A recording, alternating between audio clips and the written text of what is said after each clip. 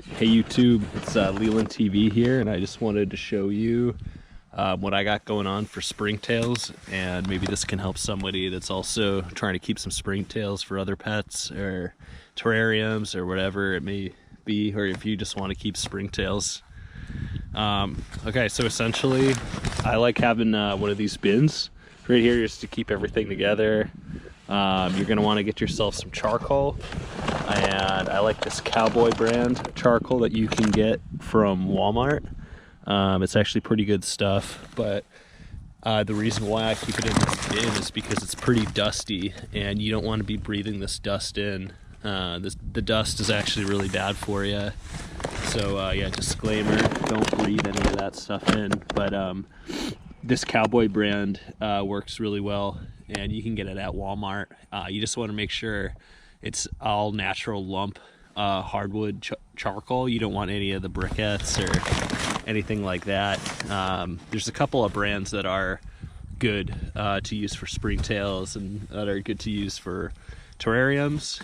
And yeah, what I have is a pillowcase right here, and I put the charcoal in the pillowcase and then whack it with a hammer, and I'll show you that. But I'll show you what some of the finished product looks like. I just keep it in a bag, and yeah, you can just see it's just broken up charcoal, pretty much what you're looking for.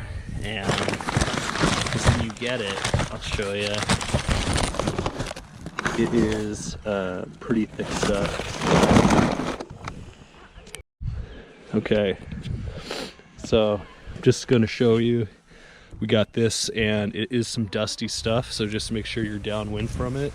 You're gonna take your pillowcase that you filled up, like so, and you're just gonna start hammering it.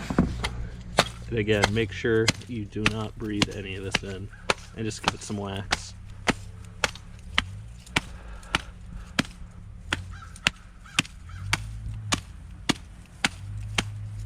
Okay, so get to the next step of the situation here. We've got our Springtail project, and I was crushing up some of the charcoal, and I've got that bag of charcoal right down here. And you just want to be careful breathing this stuff in again. Just a little warning. I'm going to be adding this over to here, and I've got an existing bin that I'm going to be inoculating it with. But yeah, a little bit about some of the things that you need. You obviously need the charcoal that you're going to be putting in the bottom that the Springtails are going to be living on. You need a water source of some sort. I just use tap water, treated tap water, and I just use like some really basic aquarium tap water treatment stuff. You only need like a drop or two, and that stuff just works just fine. So yeah, so it's pretty easy. A couple different species of Springtails that you can get. I have two different kinds right now, and these ones that I'm going with are the little more tropical kind. Columbola, I believe, is the name of them. So yeah, I'm gonna add them in and show you what it looks like.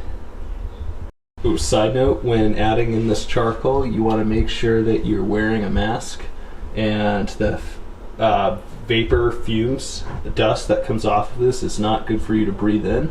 So after you fill it, just exit the room, let it ventilate, and then go back into the room. Real simple, just don't breathe it in. Yeah, I'll show you what it looks like. So boom. That's the charcoal in there. Oh, sorry, I got my thing swinging. So yeah, I'm going to try to do this without making a dusty mess. Add this in. So you can see it's very dusty. Ooh, okay. So because it's so dusty, I'm actually going to close this off. And I'm going to... Okay, so after I added that dusty bag in, I opened a window and opened this door so it would ventilate without me in this little room that I'm in. And yeah, again, just do not breathe in this dust. It is so bad for you. So, as you can hear, I'm a little bit muffled. I got my mask on. But Yeah, I'll show you what it looks like. Oh yeah, that's exactly what you want.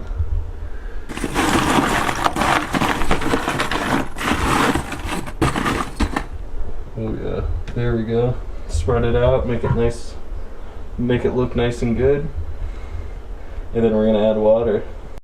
Okay, so we're just gonna add in all this water.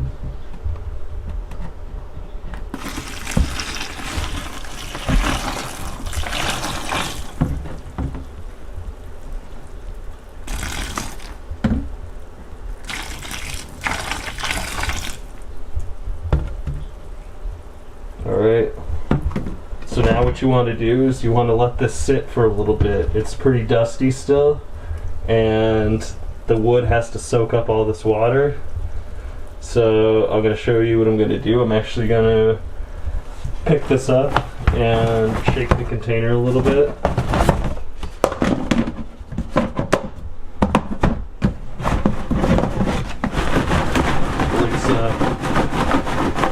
Get it a little bit mixed up in here. Let's see what it looks like. Oh yeah.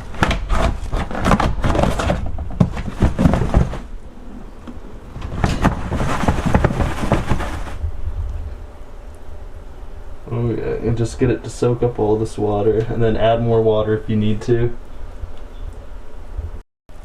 Okay, I don't know if you can hear it, but you can hear it's bubbling up. It's gonna do that for like an hour or so, and you just want to like let it chill for a little bit before you add your springtails. But I'll show you what the springtails look like.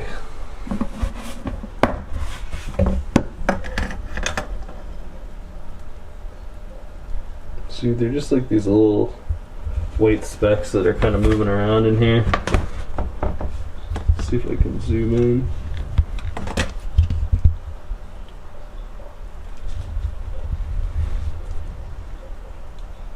Yeah, that's them right there.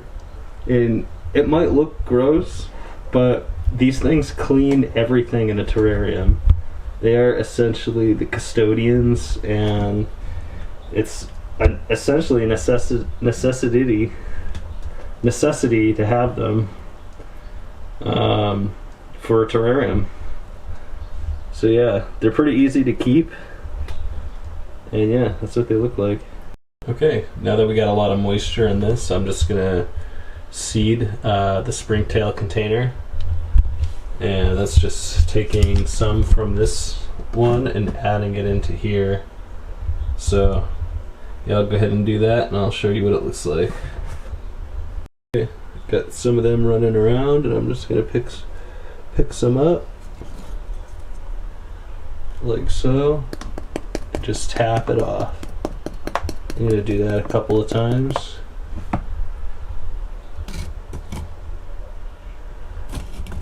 Yeah, see, like, there's tons on there.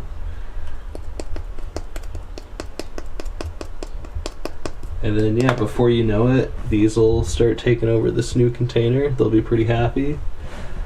And you just feed them nutritional yeast. They love the stuff. So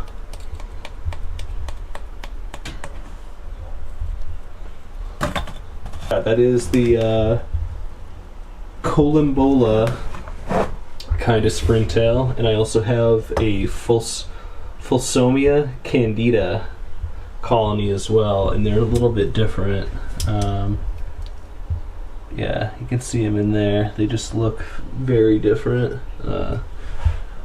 They both do a really good job cleaning up terrariums though, so they're both pretty important. Kind of really need both.